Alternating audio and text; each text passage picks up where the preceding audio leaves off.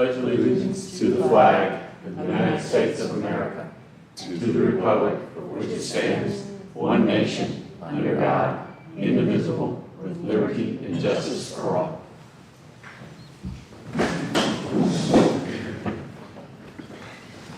Next up is the roll call.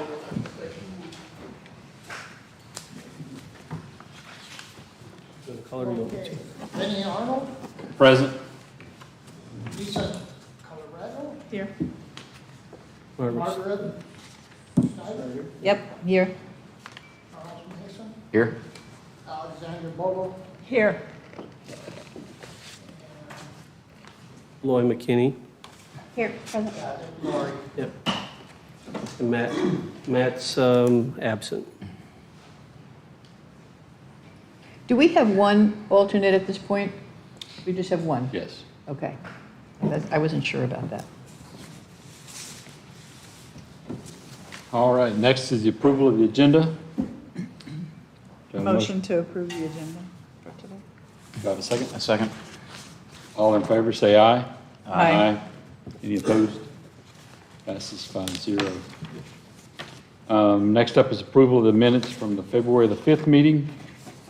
Do I have a motion? I move to approve the minutes of the February February 5th. February 5th. Yep. We're in April now. Second. All right, have a motion and a second. All in favor, say aye. Aye. Any opposed? Passes 5-0. Let's see, we have no unfinished business, so first up is new business. All right. So new business, we have a conceptual project that will be coming up.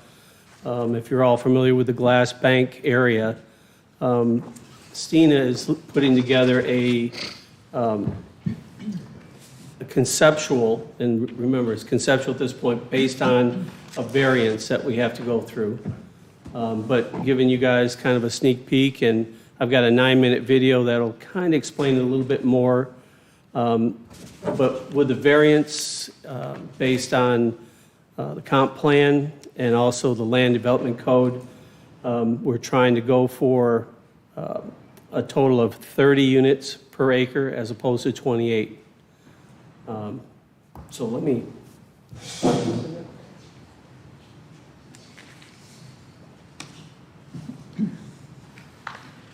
The 8-story shell of a building stands at the very entrance to Cocoa Beach, a city that itself was once a youthful, thriving, bay-day mecca. Once it was a fancy restaurant where astronauts dined. It was a health club. It was a bank. I have met ladies who have cried and told me of their first loan that they took out at the bank. Once it was the pride of Cocoa Beach. At the top, before Wolf's Penthouse was built, was Ramon's Rainbow Room, a swanky restaurant well known during the space age. It's absolutely wonderful. It brings back, for those who have been near the space careers, it brings back a different time in America.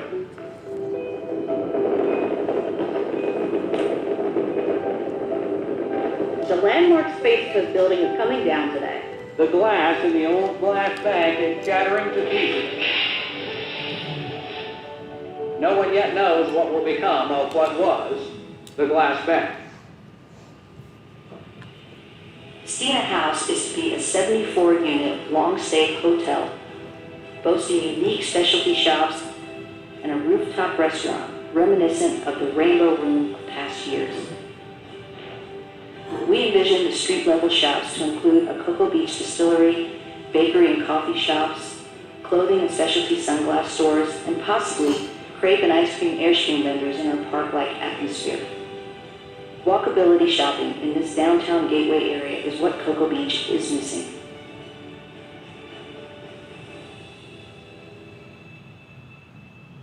My name's Rosalie Bianco, and I've been a Cocoa Beach local since 1979. I currently own an outdoor design build firm and spend my days creating amazing outdoor spaces. Through the years, I've owned and lived in several homes and condos at Cocoa Beach, so I'm as invested as you are in maintaining its charm and enhancing the enjoyment and walkability of the downtown area. My sister Franny and I have purchased and renovated and sold many Cocoa Beach properties because we believe that maintaining the aesthetics of our community helps us to enjoy our lives and our environment while holding our property values high. Many of you know Fran and her husband Dom, owner-operators of the Italian Courtyard Restaurant on 520 Causeway. For us, the Italian Courtyard transcended being just a restaurant. It became an integral part of both the community's and our family's story. Like you, Cocoa Beach is our home. We now own this key Cocoa Beach property and are working on a wonderful revitalization project. We believe that this project could transform what is known as the gateway to downtown Cocoa Beach. To purchase the property, we had to settle lawsuits between neighbors and resolve serious title issues. When we finally closed, we knew it would take every bit of the height and density this property was entitled to make the project viable. At the time, we believed that the density was 74 units. What happened next was devastating. The property was listed at 2.64 acres. The tax records verified this acreage. A site plan was located by our attorney that matched the legal description on the tax records and the listing. The survey was used by our attorney to close on the property. This 2.64 acres allowed for the needed 74 transient units to make the project possible, as you have seen it. Several weeks after the closing, I got an unexpected call from our site engineer. He informed me that he and the attorney now believe that the tax records and the listing were incorrect. Although the legal descriptions matched, the acreage was incorrect.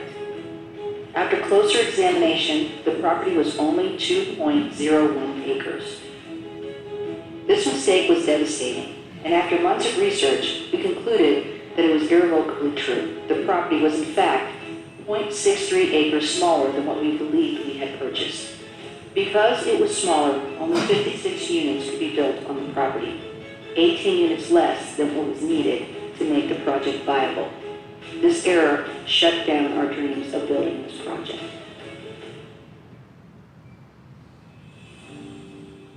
We had a choice. We could open a lawsuit against everyone, and the legacy of this property would continue. Or we could try to find a higher road. Building just 56 units without mixed-use shops and restaurants is one viable option for us and has the best financial outcome. But we do not believe that this would be the best for the city of Cocoa Beach. We would remove the ground-level shops and the rooftop restaurant experience that Cocoa Beach deserves. As a resident of Cocoa Beach, we would like to keep the essence of the project as you have seen it. Without the additional 2 units per acre, the project with the ground-level shops and park-like experience for the community is not possible. The comprehensive plan allows for a variance of 2 units per acre if we provide the mixed use. The city planners made a provision to allow for this ask in the comprehensive plan, possibly knowing that a better downtown experience for its citizens was worth the minor increase. The project as shown with the extra 4 units and the mixed use will not be the best financial model for us, but it is the highest and best experience for Cocoa Beach residents and visitors. We're willing to invest the extra needed for the ground level experience to ensure that we end up with this benefit if the variance is granted. The official request is this.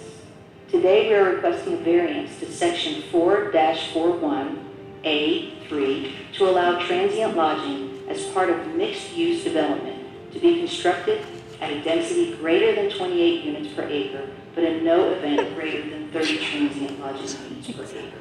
The comprehensive plan, as well as the land redevelopment district, were amended to allow this type of variance within the area of the city where this property is. If granted, the variance would allow the development of the subject site as mixed-use development, with 60 transient lodging units rather than the currently allowable 56 units, just 4 units more, while keeping the height the same. Approving this variance today would allow the SENA project to move forward as described in the preliminary site plan approval request that we submitted today as well. That request describes the project in this way. 80,000 square feet of hotel and mixed-use space with a tiered first and second floor, which will help to create a hometown feeling or experience at the ground level shops. The 60-unit hotel will provide spacious and desirable accommodations for weekly and monthly visitors. Cocoa Beach has many VRBO-type weekly rentals within our communities, and the need is growing. Importantly, New visitors coming to stay at the Sina Hotel will be renting a properly zoned transient property, preserving our small residential neighborhoods for families and ensuring local children can attend our schools. The addition of Sina House enhances this commercial end of town and aligns with the city's comprehensive plan for mixed-use development that encourages walkability and outdoor space. All parking and drainage required for the hotel and the shops will be contained within our property. We will provide a comprehensive parking study with the building plans to ensure proper traffic flow. Given the site's prior use for a bank, health club, and office space, we anticipate a similar traffic pattern. This downtown Cocoa Beach Gateway property has been abandoned for years, plagued with tragedy, lawsuits, and bad energy. We are here to ask you to help us change that. You can't help us to recover the 18 units that were lost, but we are here to ask you for the approval of this variance for 4 of those units, and then the site plan approval as well, so we can move forward with the building plans for this wonderful project. Thank you for your consideration.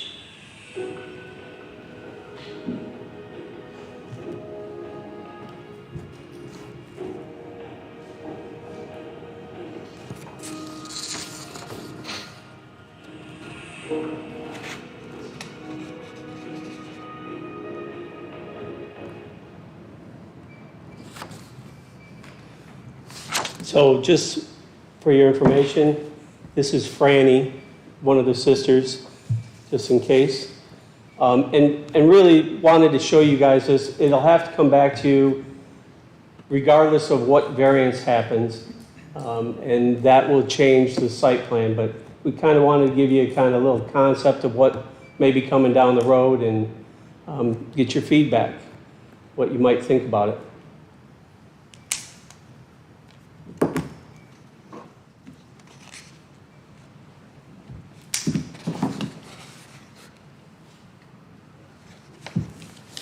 Any questions or? Any questions? I have a question. What would be the difference between, height-wise, between the old glass bank and Stina? There is no height variance. I It's the mean- same height. Same height? Yeah. 82 feet. Part of They're part of vested the at 82 mitigation feet. is tearing down the glass bank, vested them with the height of the glass bank.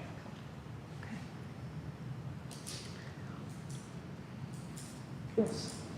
I just want to be sure that the 124 surface parking spaces meets code and meets the requirement for 7,000 square feet of retail and 4,000 square feet of commercial, of restaurant space and the transient lodging Yeah. units. Depending on the variance, they'll have to adjust for that as well.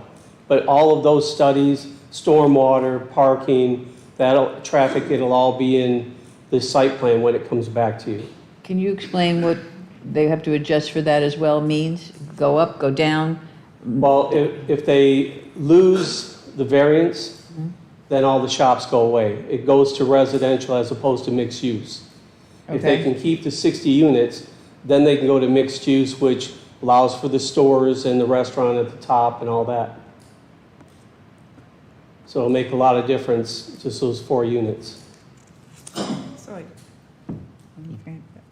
only to address some of Margaret's, I did look at the same thing, and I think it's on one of the drawings too, how they came up with that number. So it looks like it was pretty much right on, except that they do have a way, if you have bicycle parking, you can get a little bit, I think 5 spaces that you can get smaller, but for 60 units, that's 60 spots plus 1 every 12 would be another 5. And then the retail space, it's 300 square, for every 1 space for every 300 square feet. So that'd be another 23. And then for the restaurants, it's 100 square feet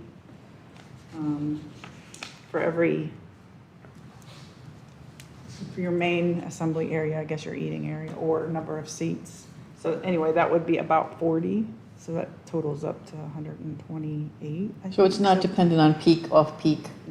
It's No. the Calculations, guidelines no. and Straight. things, so it's And- pretty much right on, and give or take, because like I said, I think you can get a little alleviation if you have bike parking, but it's not much. So it's pretty much exactly on where the guidelines are in the LDC. The way And Lisa's right. I mean, downtown, we have some flexibility on parking as well. So it's not as strict as some areas. I didn't see like bike or scooter parking per se, but it does have on the chart that they have an allowance for bike parking. I don't know where it is or how many or anything like that. So I don't know if that helps, but I kind of looked at the same thing. So I'm assuming if the square footage changes or anything like that, that could change accordingly. Yeah. Definitely. Can you touch on the vesting a little bit for the height variance? I know the old building was 84, 82 feet tall. I was looking at the code and it doesn't really have any exceptions for that. I mean, it says the council can give a variance for, the height restriction. Yeah. Maybe, I don't know exactly about the code. Part of the, I was gonna say, when they negotiated the removal of the class bank, part of that negotiation vested them with the ability to replace the building with the same, vested them with that height of the original building. Okay. So that was part of the mitigation for the removal of the building. And the same FAR? Pardon? The same FAR, the same floor area? No, Just the height. Just the height Yeah. variance. This is not unique to this site. This is citywide where the height is vested. When you demolish a building, you're allowed to build to the same height and density. We're utilizing both of those on the Weston, for instance, the height and density there. So there's and I don't have the specific code section for you. I can get it for you, but you are vested in terms of height and density when you demolish a building. And in this case, it's 82 feet. They're going to be within that. The variance, very simply, is something that's already built into not only your land development code, but your comp plan as well for the additional 2 units. In other words, when those 2 documents were written, they realized that we needed some flexibility, and they allowed those 2 units as the flexibility. Still has to be the subject of a variance. But, and that's what they're trying to say to you now. They lost 18, they're only asking for 4. Along with the provision of a mixed-use building. And if you look at your report, there are various comp plan and LDC, Land Development Code parameters that support this type of development, as well as the downtown study done by Zeiskovich back in 2010. So. And what's the average square footage of the units, the lodging units? I think that'll depend on what variance we get. Under this variance, under this scenario of 60 units? 900? 900? 900, yeah.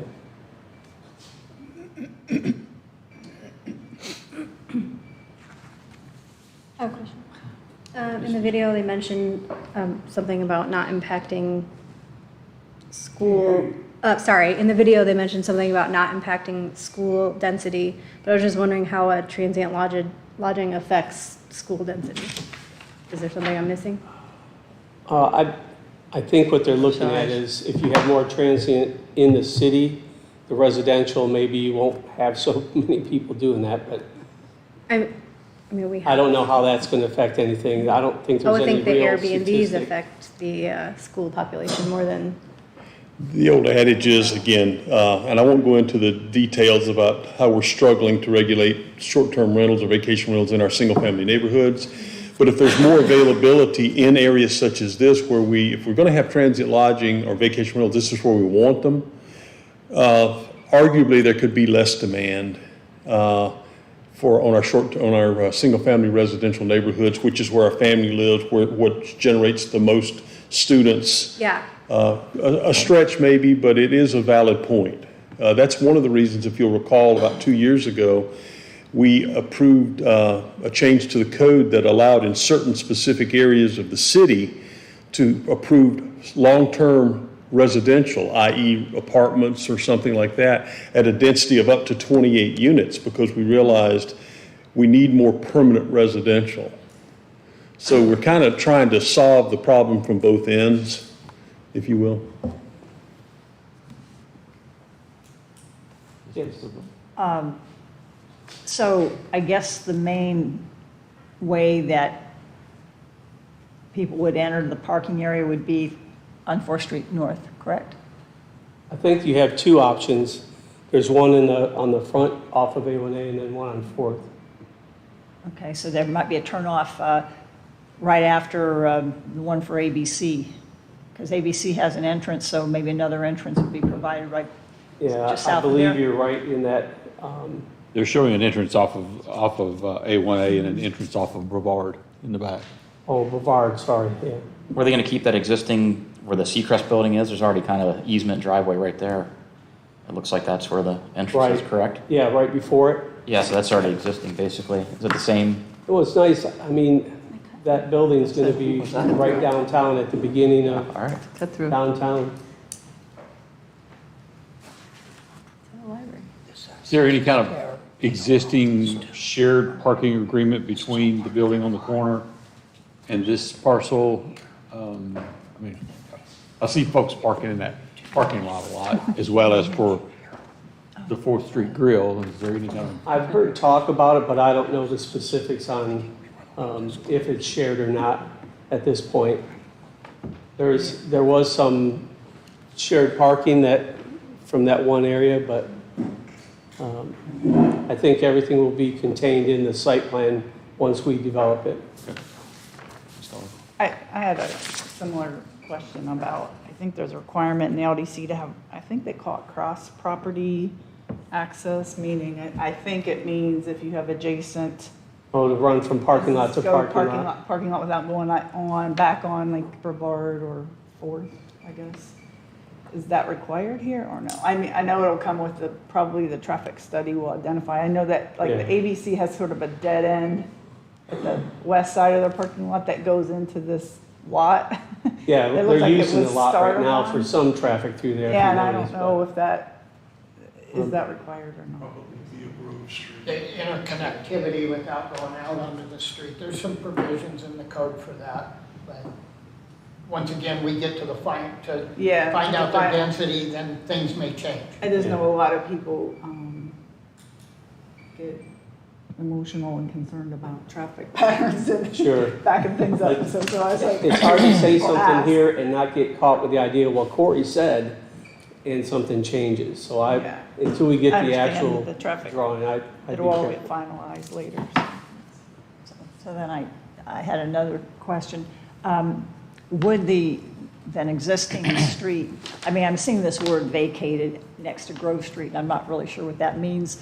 Would the existing street that goes through to the dollar store remain as it is? Well, And that's that Brevard that turnoff? goes through there, right? Doesn't it Brevard go? Yes, go Brevard. Yeah. through there? Yes. Okay, so wouldn't the post the- office and the post office and the. Post office, library. And the library would not be affected? That would not be affected. it appears that Grove Street used to go through there. It was vacated, relocated over and became Brevard. 'Cause if you look, it goes here to here, back into, so this section was vacated.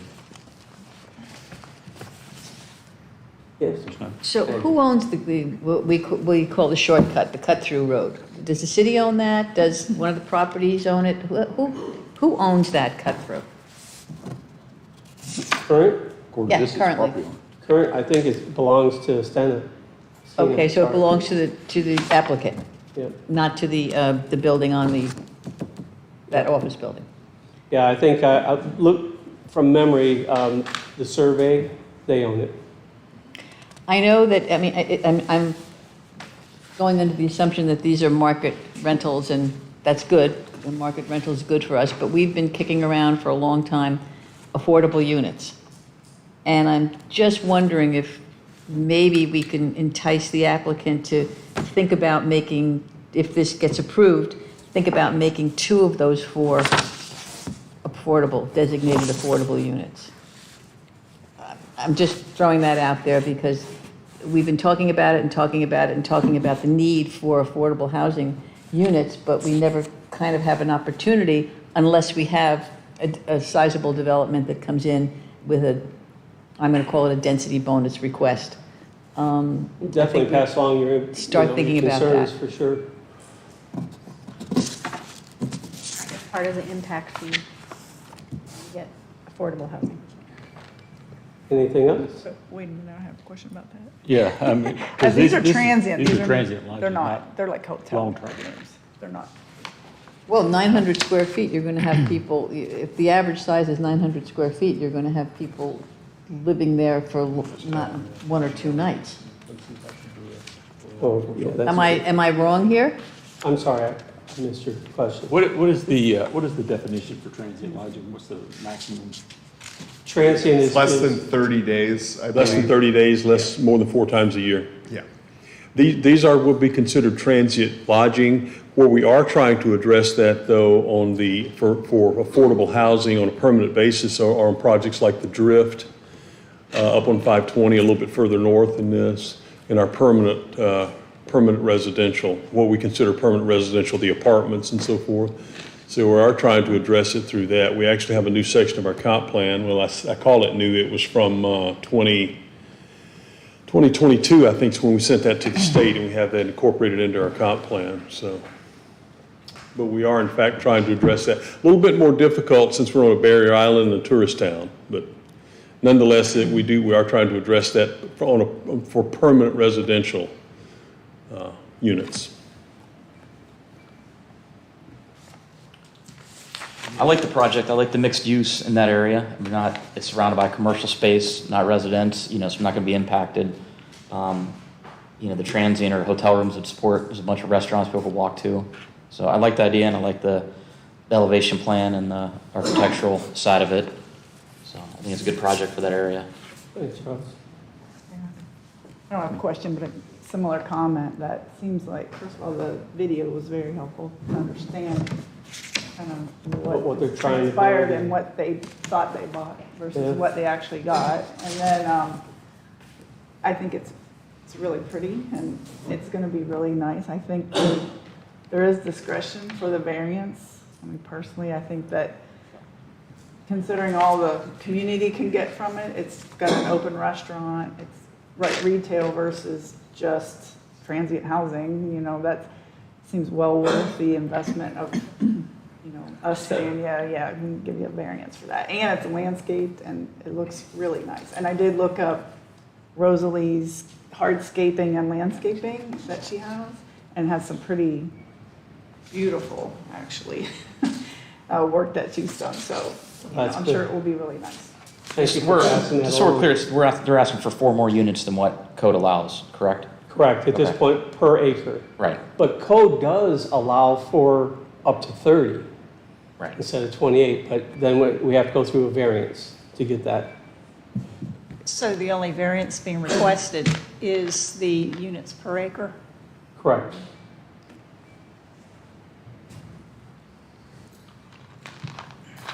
Any other questions?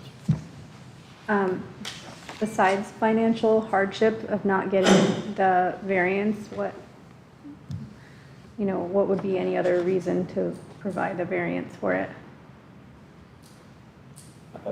Like if the project would not be, like, what they kept saying in the video, it wouldn't be viable. Oh, the only thing that, if they don't get the variance, it'll end up being residential only. It's the only way they could make it work.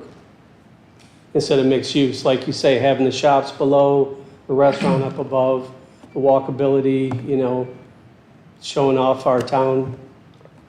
I think that's becomes a nice hotel. I agree. So let's just say that the retail aspects of it didn't really bring in enough revenue to pan out according to projections. Is there any possibility that those could be converted at some point into No. you transient can't- lodging? No, lodging is totally 60. If they get the variance, that would be it. That would be it. Yep. Yeah, the units are limited. This is just from the 28 to the 34 additional units on 2 acres. Plus, we really don't plan for the failure of a project at this stage, Yeah. and all the what-ifs. That's going to be out of our hands, but we certainly think that, and again, going back to your question, it's only financial. If you look in your packet, there are numerous comp plan policies, as well as land development code statements, as well as the Zeiskovich study that support this type of development. And this is I think the variance is probably a small, dare I call it, a price to pay to get an upscale development at the north end of our town center, which would serve as the gateway. It may draw a little bit of attention away from the ABC liquor store, which is nice, but it is, I don't know if that's what we want to put our first foot forward in terms of coming into the downtown. Any other questions? And this will come back to the. I Yeah, have one hopefully more. this comes back to you with the 60 units and the multi-use as well. That's personal, sorry. Yeah, that's okay. Is there any like sustainable improvements going to be going in? Like, will they be using geothermal or solar or anything that would be like more sustainable for the community? I haven't seen anything in that at this point, have you? I think Fair those enough. I are don't questions, again, right now, I liken it to painting a painting. We just need to know what size the canvas is right now.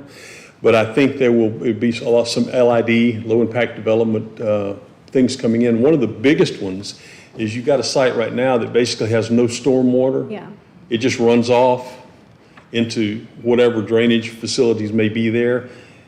If the project is developed, they must contain their stormwater on site to a certain extent established by stormwater before they discharge into any city facility.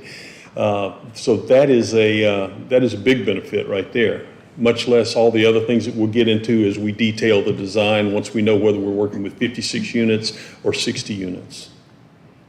Okay, and again, all that will come back to this board with the transportation, with the stormwater, with the engineering, with the cross-access, all of those types of things. I noticed we have a good cross-access in Brevard Avenue there. When we set up, just a little bit of history, when we set up the redevelopment districts, Lenny, I think you remember when we talked about this ad nauseum at several meetings, several things. There's something called captured traffic. If they were to develop this and I'm staying there and I've got a nice restaurant to eat at and I've got shops to be able to shop at, and plus I have access off of, to the west off of A1A, I'm probably going to utilize that to get to other places, at least till I can get to a controlled entrance to A1A. Because if you've tried to pull out onto A1A lately without a signal, you're taking your life in your hands, especially the last 4 or 5 weeks. So that captured traffic and being able to have this type of multi-use facility does tend to cut down on traffic count because they can do more here because of the nature of the multi-use or the mixed use than they can if it's just transient lodging or just a hotel or without anything. So that's kind of some of the goals that we're looking at long-term. In terms of developing these redevelopment districts. We're looking at the same thing on Weston. They've got restaurants, they've got parking, we've even considered, just to kind of give the board a little bit of insight, we've even considered short-term bus-type transportation off of A1A within the redevelopment districts, not necessarily just the downtown, but a lot in the Midtown and the Gateway district up there, so. We're working on it. You leave me with one more question, and it just kind of popped in. The rooftop bar, it is rather close to neighborhoods, and I know there was a lot of issues with residents complaining about noise from certain bars that are not that close to the houses back there. I mean, They're all out. it seems that could be a potential issue. But there's stores and library and post office all behind it before you get to the residential. I mean, but sound doesn't just go in one way. I'm sorry, I can't hear you. The sound won't just travel in one. No, I know that, but I mean, you do have some buffer and space Yeah. before the residential zone. But I would imagine up that high, it's going to be sealed. Yeah, You know, that's what it's- all the windows, you probably won't be able to hear anything. And a lot of these that properties high. are unique. You've got a property that this one doesn't abut, but some of them abut residential. Yeah. But they front on a major state highway. So what do you do there? There has to be a little give and take. We I'm just understand that, so. Bringing up, Oh, I there was understand, a yeah. huge issue with one I understand. piece, and Yeah. I Yeah, feel there's like some that are a lot could- closer than this one will be that we have problems with. Didn't the rendering show it's enclosed? The top Yes. floor? Yeah. So it's not outside, it's enclosed? Yeah, that high, I'm sure safety's not going to let you open up windows. We're talking about a restaurant bar, we're not talking about concerts like that are going on Exactly. downtown. Exactly. will be a rooftop element to Yeah. to the restaurant. It kind of reminds me of the Melby. Is that the kind of thing that you're looking at, or that's envisioned? Not familiar with that one. It's the hotel down in Melbourne. It's a hotel, and then it's got a rooftop restaurant Oh, yeah, slash yeah, yeah, bar. I've seen that, yeah. Some of it's inside, and there's a little bit of it outside. Yeah. Well, I think the outside is just for viewing, right? Yeah, Yeah, for the rocket viewing. and drinking. At this point. How's that? Noise will be a consideration. Yes. I'm okay with the music, I'm just saying, I've seen the hubbub. Any other questions? No, it's not a comment, there's a lot of A people that lot live on. yet to be on discovered Woodland. once we find out what variance we're going to be able to get. And then we'll go from there. But it's nice that you guys got a chance to look at it and see the video and ask the questions, because I'm sure it's going to help us moving forward to make sure that we bring the right answers to y'all. Yeah, the presentation was nice. Well, Yeah. like you're saying, it matches the redevelopment district, the downtown center area. It matches all the guidelines in there for architectural, and what's laid out in there. So looks like a nice project. Yeah. All set? All right. Question, I'm not sure if it's for Randy or for the city attorney, since this is a concept. There was a suggested motion and all that kind of stuff. We're not voting on this, correct?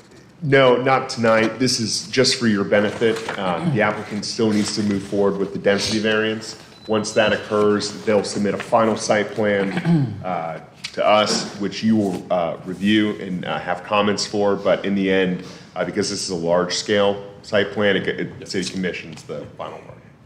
Well, then what does the sample motion mean?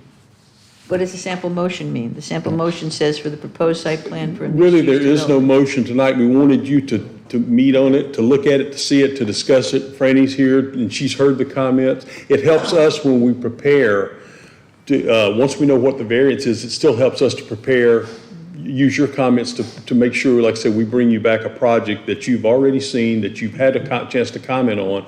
Be a lot more details when we bring it back to you, but we can take these comments into, whether it be parking, or whether it be noise, or whether it be, cross-access, we can take those comments as we move forward developing the project in conjunction with the applicant.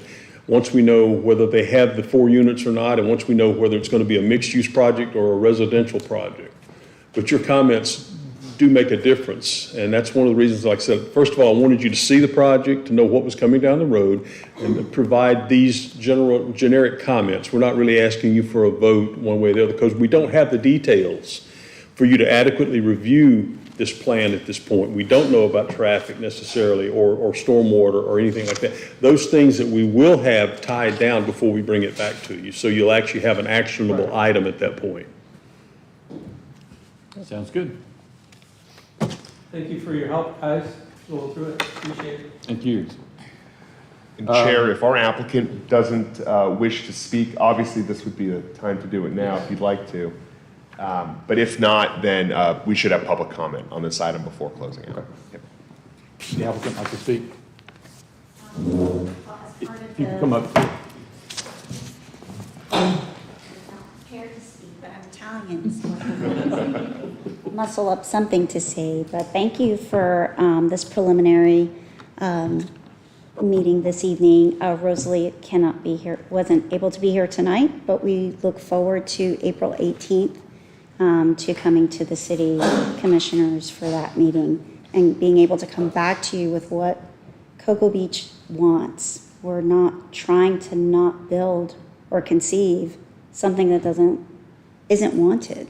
We want what you want. That's why she went on to we're local like you. We're not going anywhere. This is our retirement home. It's been my home for 40 years. My kids were raised here. I'm an agent here. We had a restaurant here for 26 years, so it wasn't a short run. So we're looking forward to being here for another 40 years. This is our swan song to say this is everything we are and everything we have. So we look forward to coming back for a yes, hopefully, but at least we know what we need to focus on, which wasn't surprised with some of the comments. We understand parking. We understand stormwater. We understand why does it help the community? And we're trying to convey why. So, thank you. Thank you. Any general public comment? Public comment on this project? Yes, sir. Step up to the. John Dillon, live on East Osceola. Y'all saw a good view, looks pretty, it's a good thing to have, we need that. My concern is the height. I'm not seeing what Randy was saying. He said, about. Well, about, to me, needs to be defined. Randy can tell me what that is exactly on the old building, and then make sure you do not go above that. Do something a few inches. As engineering, I've been in engineering design review for about 16, 17 years. That's my job, is to pull mistakes out of design packages. It means it can be designed. But look at that, you can probably lower at least one level of that for requirement. But anyway, my concern is make sure you do not get even an inch above the bank. Also, look on the property appraiser, it shows a 2.0 acreage on that. So I don't know what that's right or wrong about that. Just what I just showed right here, what shows 2 acres. So just make sure the height is my main concern. I'm glad for the engineer. I've been an architect for 43 years. It will be no more than 82 feet. If that's what the glass bank was. That's the glass bank was. It's vested at 82 feet. Yes, ma'am. I did just want to answer to the acreage because As you recall from the video, everybody thought this was 2.64 acres. I don't know what happened. I don't think Franny and them do, but I think it had something to do with the roadway on the west. We don't know.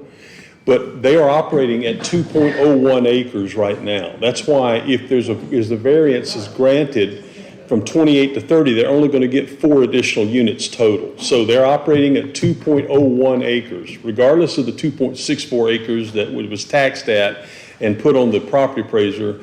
And I don't know how many attorneys have come around, but we don't know how that evolved. But it's 2.01 acres that they're working with now. So. correct, and it has been amended at the property just this year. It has just been amended to 2.0. Yeah, they had finally amended the property appraiser's website, so. Okay. Okay, thank you. I would request if you could put the Italian courtyard lasagna on the menu on the new restaurant. I'll second that. Yeah, just kidding. All right, next up, staff and city attorney reports. All we have for you tonight, first I'll answer any questions you might have, but we're working on a revision to the comp plan. One of the things we're doing is we're taking the horizon out from 2025, which is next year, to 2035 and 45. And we're good. Other than that, we're good until 2028, I believe. But you'll see coming back to you probably in the May, June timeframe, we'll get to start a small revision of the comp plan again, because I have to bring it to the planning board. And then we take it for first reading before the commission, at which time we send it to the state and wait for them to respond. And if everything is good, then we take it for second reading. That's pretty much the methodology that we follow.